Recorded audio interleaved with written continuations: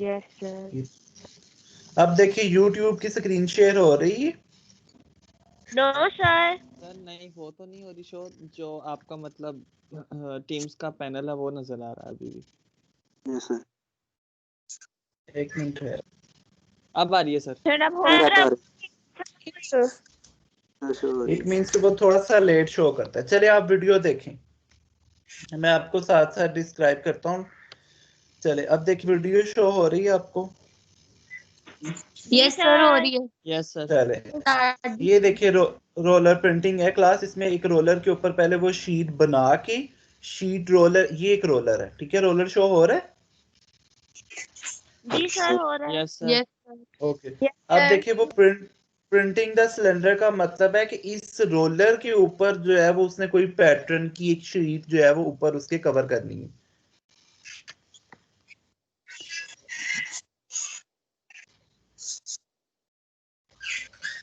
अब देखें, अब उसने जो है वो एक शीट को उस रोलर के ऊपर जो है वो लपेट दी है, ठीक है। और यही वाला उसने पैटर्न जो है वो प्रिंट करना। अब देखें, अभी जस्ट वो शीट तैयार हो रही है रोलर के ऊपर, प्रिंटिंग नहीं हो रही। अब वो शीट बिल्कुल तैयार हो गई है।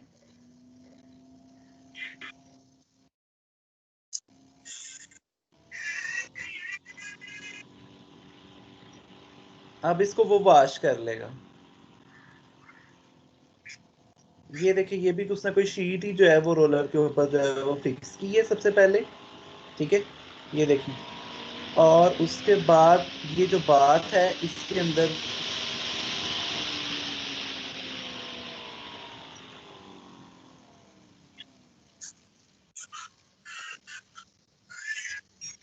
ये देखिए क्लास, यहाँ पे उसके अंदर पेस्ट अप्लाई कर देता है वो, ठीक है। पेस्ट अप्लाई करने का मतलब ये कलर अप्लाई कर देता है, ठीक है। और उसके बाद ये वाला जो है फैब्रिक के ऊपर लगाता है, जहां से उसके नीचे से फैब्रिक गुजरना होता है, ठीक है। ये देखिए यहाँ पे वो लगा देगा, और अब इसके नीचे से वो फैब्रिक को पास आउट करवाएगा, फैब्रिक को इसके नीचे से गुजारेगा, ठीक है। ये वो रोलर है जिसके अंदर इंक भी है, और इंक को प्रिपेयर करने का मेथड बता रहा है कि कैसे मैंने इंक को प्रिपेयर की है।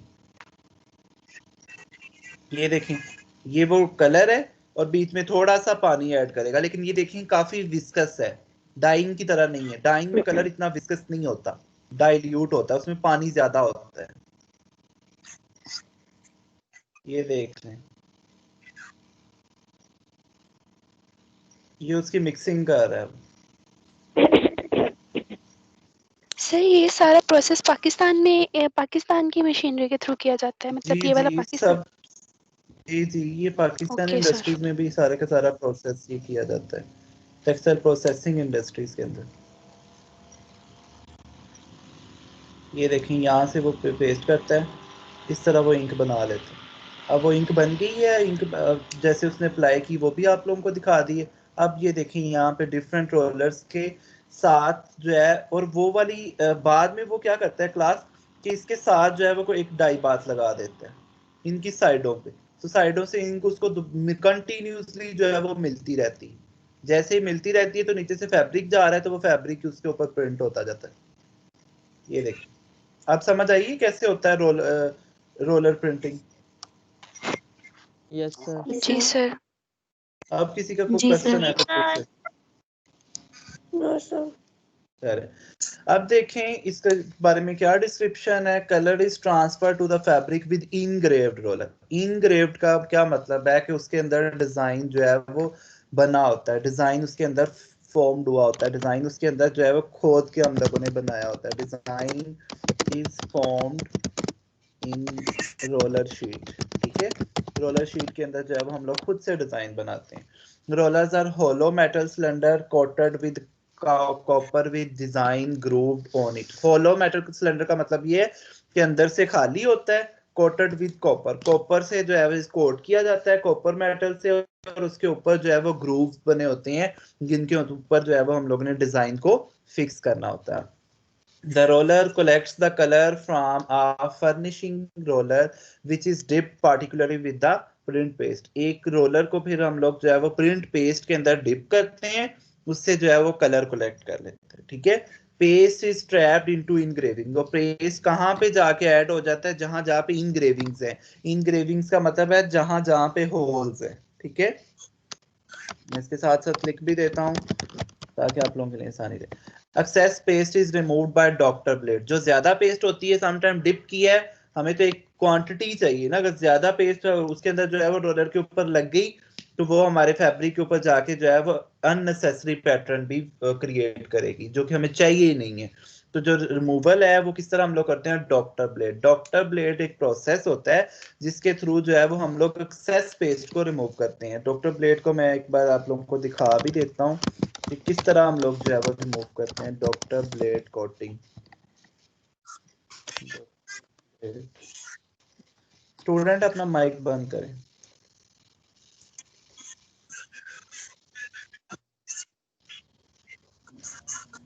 ट्वेल्व 56 अपना माइक ऑफ करें।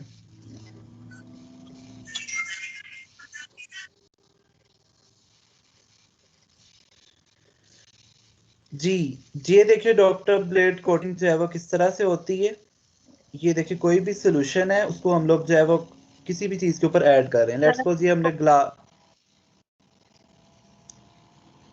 ग्लास के ऊपर ही हम लोगों ने लेट्स सपोज जो है वो कोटिंग करनी है या प्रिंट करना है, ठीक है।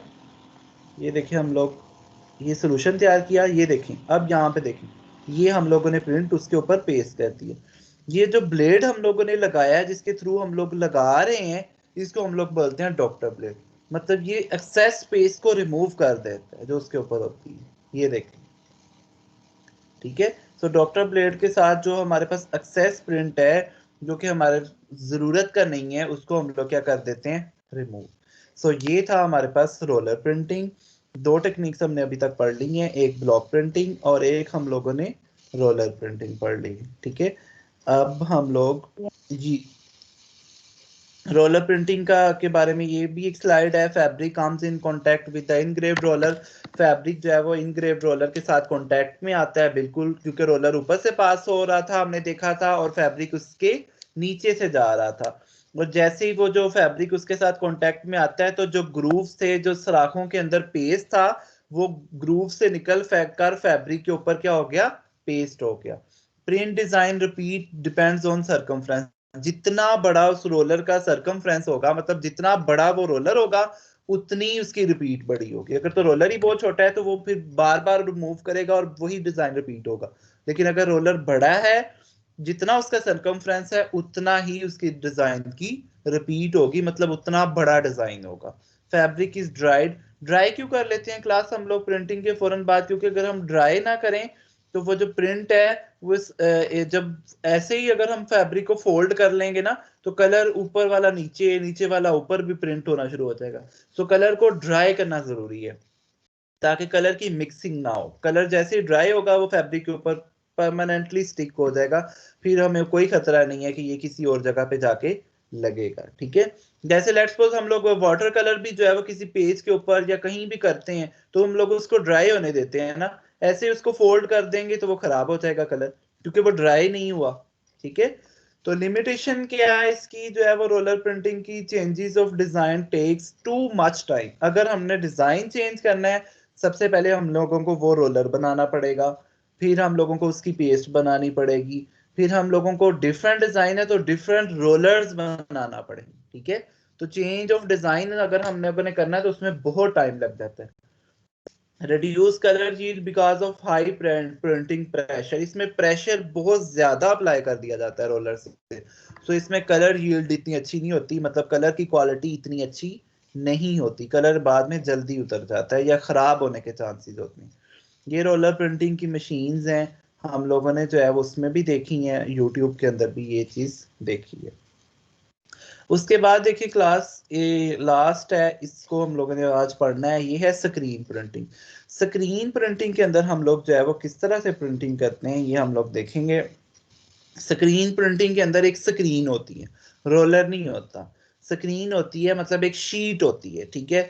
एक स्केयर्ड शीट होती है, उसको जो है वो हम लोग फैब्रिक की सरफेस उसके नीचे से गुजरती है, तो वो स्क्रीन से जो प्रिंट है वो हमारा फैब्रिक की सरफेस के ऊपर जाके लग जाता है। ठीक है, जिस तरह ये है, ये हमारे पास वो स्क्रीन है, इसके नीचे से फैब्रिक गुजर रहा है, जैसे ही फैब्रिक इसके नीचे से गुजर रहा है स्क्रीन यहाँ पे इनग्रेव्ड है, स्क्रीन के ऊपर प्रिंट बना हुआ है और स्क्रीन के साथ हम लोगों ने इंक अटैच की हुई है।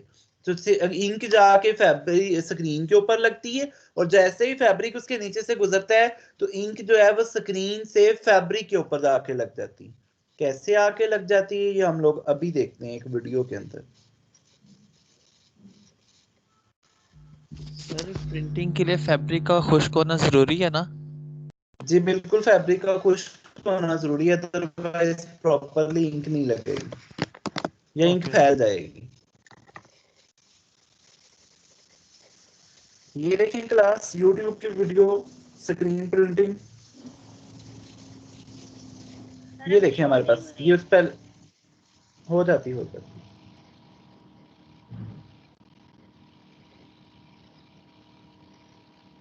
जी अब देखें शो हो रही है।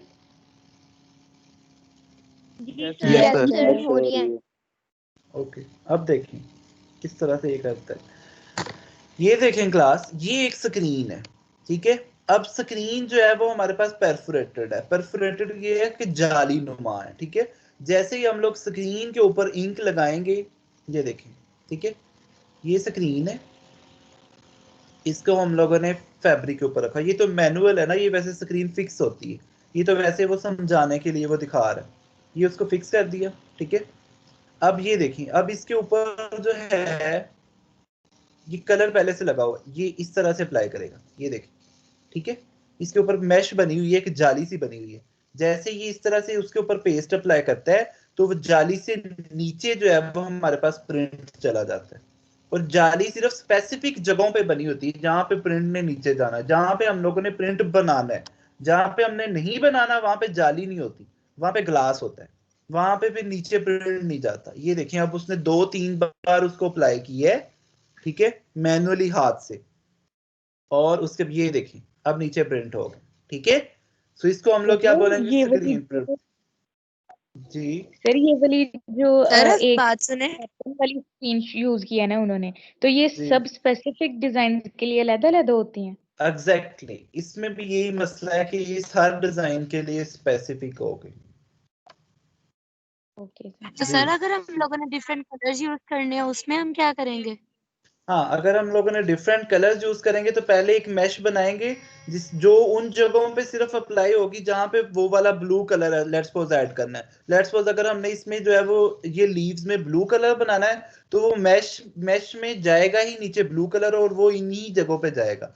और अगर ये वाले जो ओवल्स बने हुए हैं यहाँ पे ग्रीन लगाना है तो फिर दूसरी मैश उसके ऊपर रखेंगे ड्राई होने के बाद, और उसमें ओवल्स बने होंगे और उसके ऊपर हम लोग ग्रीन कलर अप्लाई करेंगे।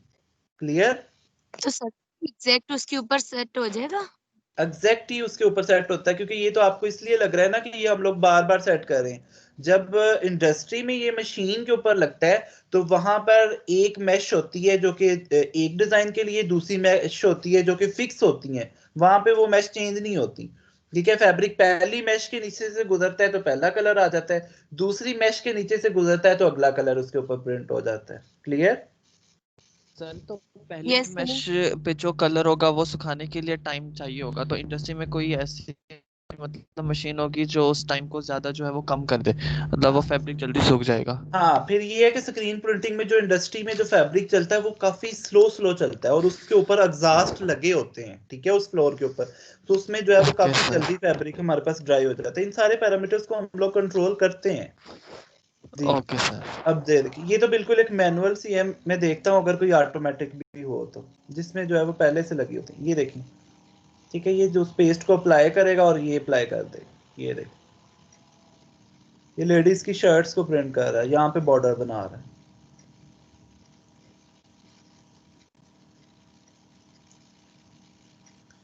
मैं देखता हूँ अगर इसमें स्क्रीन प्रिंटिंग,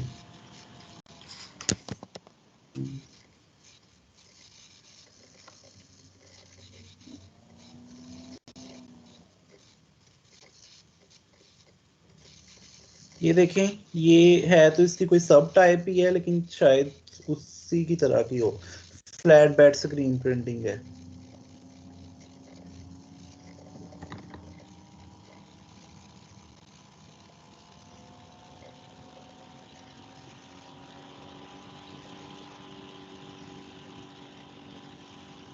ये देखें क्लास, ये देखें स्क्रीन जो है ये फिक्स है, ये पहली स्क्रीन है। अब इसको देखें गौर से, ये पहली स्क्रीन है, ये देखिए दूसरी स्क्रीन है, ये दरमियान में थोड़ा सा प्रोसेस है। यहाँ पे वो जो है वो फैंस नुमा लगे होते हैं, मतलब कि यहाँ पे वो ड्राई होता है फैब्रिक।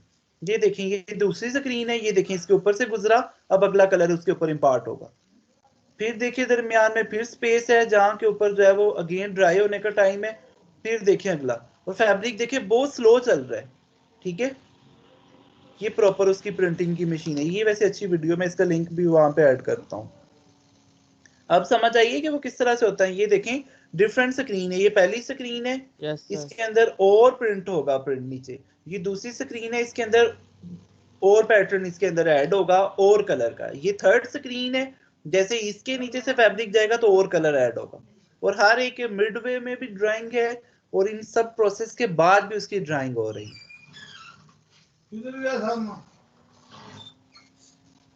जी क्लासेस की समझ आ रही है? Yes sir. Yes, जी सर। मैं इसका लिंक ऐड करता हूँ।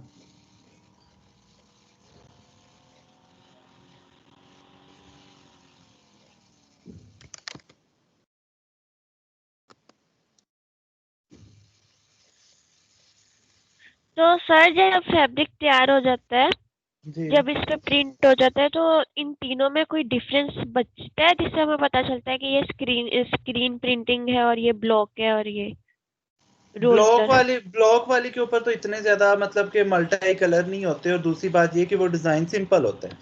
स्क्रीन में ये देखें ये फ्लावर्स बना रहा है, किसी में ये दरमियान वाला जो है ये ब्राउन कलर ऐड होगा, दूसरी स्क्रीन में ये रेड वाला हो सकता है ऐड हो, थर्ड वाले में ये लीव्स ऐड हो, ठीक है। और ये ज्यादा क्विक है, मतलब कि ब्लॉक वाली तो बिल्कुल मैनुअल थी ना, उसमें तो इतनी जल्दी फैब्रिक हमारे पास प्रिंट नहीं हो रहा था। इसमें तो जो है वो फिर भी इसकी स्पीड अच्छी खासी है। और ये देखिए कहीं भी मिस्टेक के चांसेस नहीं है, बिल्कुल प्रॉपरली जो है वो प्रिंटिंग हो रही है। तो सर यानी कि हमें सर सिर्फ लेकिन डिजाइन अगर से हमें पता देखना हो चलेगा, घर बैठे इसके बैठे कलर कपड़े पे क्वालिटी कौन से सी नहीं। है? कलर क्या कह रही हैं? एक एक करके क्वेश्चन पूछें क्लास। सर मैं कह रही थी कि इसके सिर्फ डिजाइन से हमें पता चलेगा, कलर क्वालिटी से नहीं।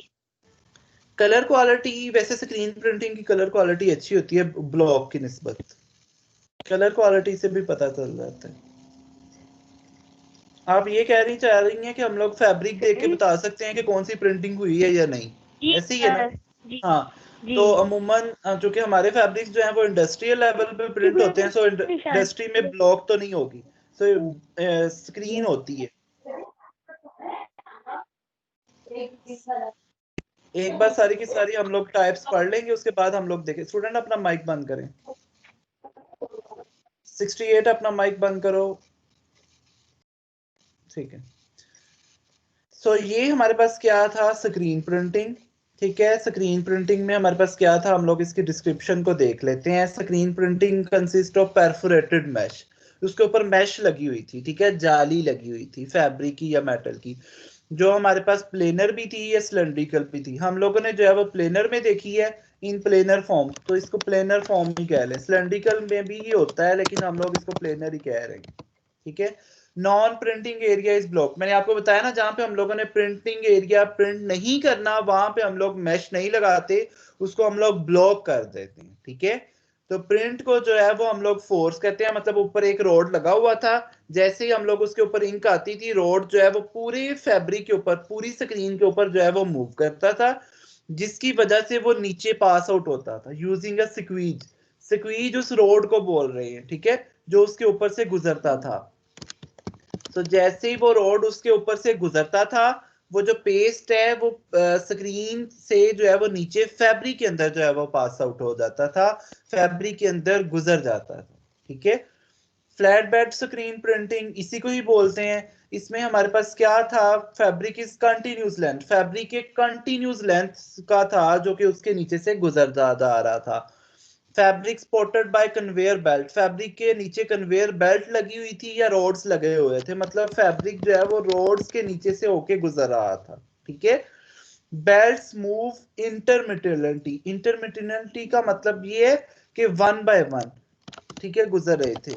सारे के सारे के नीचे जो बेल्ट्स लगे हुए थे या जो सारे के सारे रोड्स लगे हुए थे उनके नीचे से जो फैब्रिक है वो बार बार गुजर रहा था, ठीक है। When the belt stops, जैसे ही बेल्ट स्टॉप होता था वो तब स्टॉप होता था जब हमारे पास फैब्रिक जो है वो स्क्रीन के नीचे आ जाता था। तो स्क्रीन नीचे होती थी और जो है वो जो स्क्वीज जो है वो मूव होता था, वो रोड उसके ऊपर से मूव होता था और वो जो इंक है वो स्क्रीन से नीचे पेस्ट हो जाती थी, अप्लाई कहाँ पे, फैब्रिक के ऊपर अप्लाई हो जाती थी। उसके बाद प्रेशर अप्लाई करते थे तो वो इजीली वहां पे सेटल डाउन हो जाता।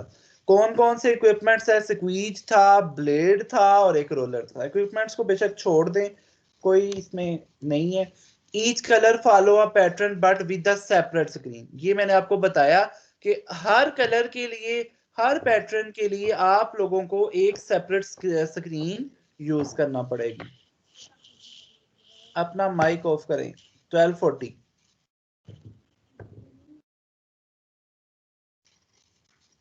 चले। उसके बाद लिमिटेशन क्या है, low productivity as compare to other, है तो वैसे अच्छी प्रोडक्टिविटी है, प्रोडक्शन लेवल अच्छा था ब्लॉक की निस्बत या रोलर की निस्बत, लेकिन आगे कुछ टेक्निक्स आएंगी जिस तरह हमारे पास डिजिटल में कुछ टेक्निक्स होती हैं उनमें प्रोडक्टिविटी बहुत ज्यादा होती है, उनमें प्रोडक्शन ज्यादा होती है, सो उनकी निस्बत इसकी प्रोडक्टिविटी कम है, ठीक है। सो ये था हमारे पास स्क्रीन प्रिंटिंग। आई थिंक यही काफी है आज के लिए। Yes sir. डाइंग की कुछ स्लाइड्स Yes, रहती sir. हैं, एक या दो स्लाइड, उसको हम लोग अभी देखते हैं। Yes sir.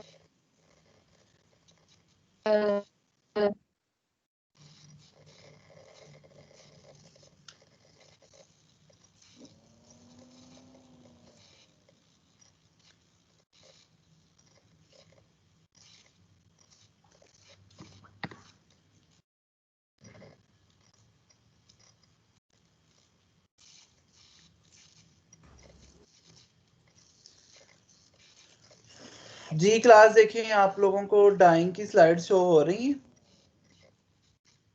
सर अभी तो यस जी सर। सर हो रही यस सर। ओके, बिल्कुल लास्ट वाली 5 स्लाइड्स हमारे पास रह गई थी। Dyes for other fiber, other fibers का मतलब ये है कि लाइक हमारे पास सिंथेटिक फाइबर्स हैं, पॉलिएस्टर है, एक्रिलिक है, नायलॉन है, उनके लिए हम लोग कौन सी डाइज यूज करते हैं? सो डिस्पर्स डाइज यूज करते हैं हम लोग पॉलिएस्टर के लिए, और केटाइनिक डाइज यूज करते हैं हम लोग एक्रिलिक के लिए। सिर्फ एक एक स्लाइड है इनकी, देख लेते हैं। डिस्पर्स डाइज जैसे कि मैंने आपको बताया कि ये किसके लिए यूज होगी, पॉलिएस्टर के लिए। एप्लीकेशन को देखेंगे हम लोग तो mostly use for polyester and acetate, can also be applied on nylon and acrylic. Application के अंदर उसने ये बताया कि पॉलिएस्टर और एसीटेट के अंदर अप्लाई करते हैं, लेकिन नायलॉन और एक्रिलिक के अंदर भी यूज कर सकते हैं।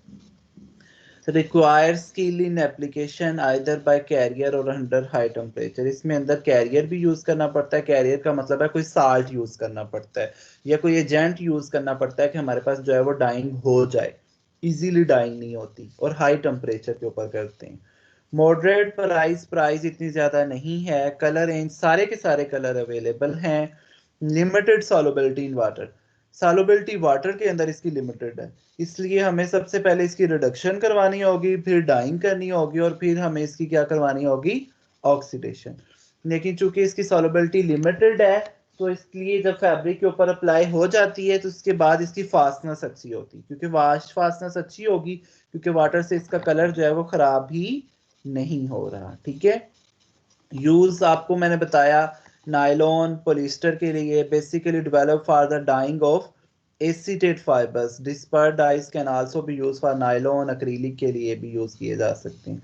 With the addition of carrier or swelling agent, these dyes can also be used for the dyeing of polyester, terry nylon और उसके बाद जो है वो डेक्रॉन।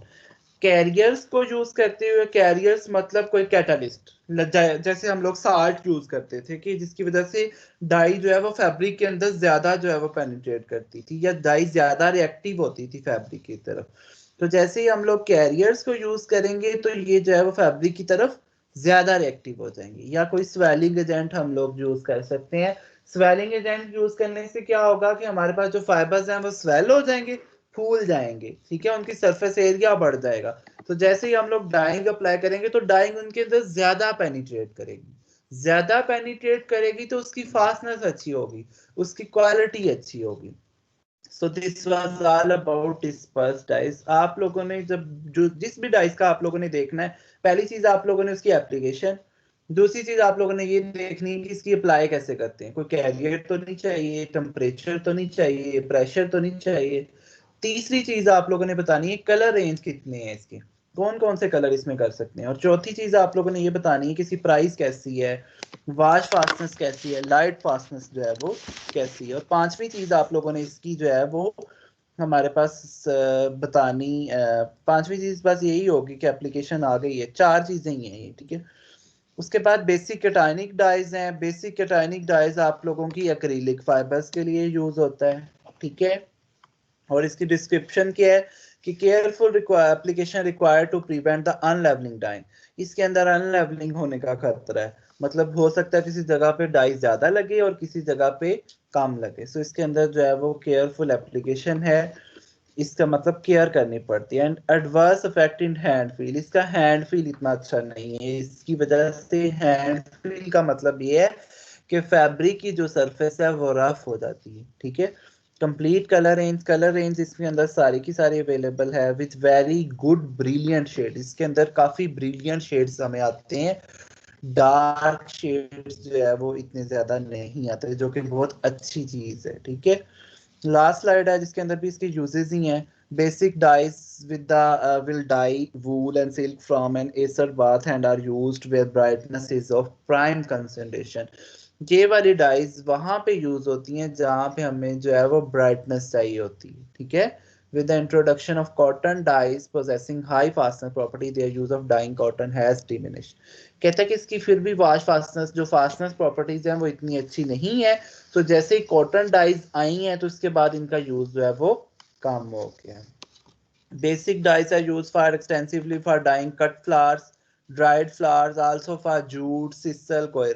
ये ना सिर्फ फैब्रिक को डाई करने के लिए यूज होती हैं बल्कि सिर्फ ड्राइड फ्लावर्स, ड्राइड फ्लावर्स का मतलब है जिस तरह आप लोगों के पास डेकोरेशन पीसीज है ना, गुलदान के अंदर जो फ्लावर्स होते हैं उनको डाई करने के लिए भी हम लोग क्या यूज कर रहे होते हैं, केटाइनिक और बेसिक डाइस। और ये क्यों यूज करते हैं, क्योंकि इसके अंदर ब्रिलियंट शेड्स प्रोड्यूस होते हैं। आपको पता है फ्लावर्स के अंदर जो है वो हमेशा ब्रिलियंट शेड्स प्रोड्यूस हम लोगों ने करने होते हैं, कभी भी डार्क शेड्स हम लोग फ्लावर्स के अंदर जो है वो नहीं देते। With the introduction of acrylic fiber, a new range of modified basic dyes, ketanic dyes, were perfected for dyeing of this material। इसको बेशक वैसे काट दें, इतना इंपॉर्टेंट नहीं है, बस यहाँ तक कर लें कि यूज इसका क्या क्या है। एक्रिलिक के लिए करते हैं जहाँ पे ब्राइटनेस हमें रिक्वायर्ड है। दूसरी चीज ये कि जो कट फ्लावर्स हैं, जो ड्राइड फ्लावर्स हैं, और जो जूट और सिसल जो ड्राइड फॉर्म में, या वुड टॉयज जो हमारे पास लकड़ी के खिलौने हैं, ठीक है, जो बच्चों के होते हैं, उनको डाई करने के लिए हम लोग जो है वो क्या यूज करते हैं, बेसिक या केटाइनिक dice. So this was all about dice. Dice हम लोगों ने क्लास पहली जो डाइस पढ़ी थी वो नेचुरल फाइबर्स के लिए थी। उसके बाद जो हम लोगों ने डाइस पढ़ी वो प्रोटीनिक फाइबर्स की थी। और जो एंड पे हम लोगों ने दो डाइस पढ़ी हैं वो किसके लिए हैं, हमारे पास सिंथेटिक फाइबर्स। सिंथेटिक फाइबर्स में कौन कौन सी आते हैं, लाइक पॉलिस्टर है, एसीटेट है, या एक्रिलिक है। और हम लोगों ने डिस्पर्स डाइस पढ़ी है इसके अंदर, और बेसिक केटाइनिक डाइस है, ठीक है। इसी तरह हम लोगों ने जो है वो प्रोटीन के लिए तीन डाइस पढ़ी थी, acid dice, metal complex dice, और क्रोम डाइस। और इसी तरह हम लोगों ने नेचुरल फाइबर्स के लिए जो है वो हम लोगों ने चार डाइस पढ़ी थी। वो कौन कौन सी थी, डायरेक्ट डाइस थी, रिएक्टिव डाइस थी, सल्फर डाइस थी, और उसके बाद क्या थी, बेड डाइस। क्लियर है। डाइस के अंदर जो है वो अगर किसी का कोई क्वेश्चन है तो पूछें। No, sir. जी no class. Sir, clear. No sir, ठीक है। क्लियर है सर। तो जो प्रिंटिंग है इसको भी हम लोग जो है वो कल फिनिश कर लेंगे, ठीक है। तो बात फिर मतलब कल तक, कल की क्लास हो जाएगी तो हमारे 14 जो है वो कवर हो जाएंगे।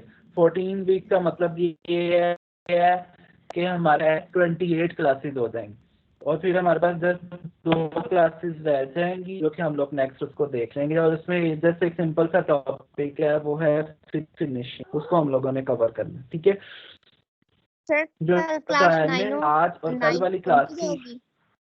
कल क्लास 9:20 पे ही होगी, ठीक है। Okay sir. Okay sir.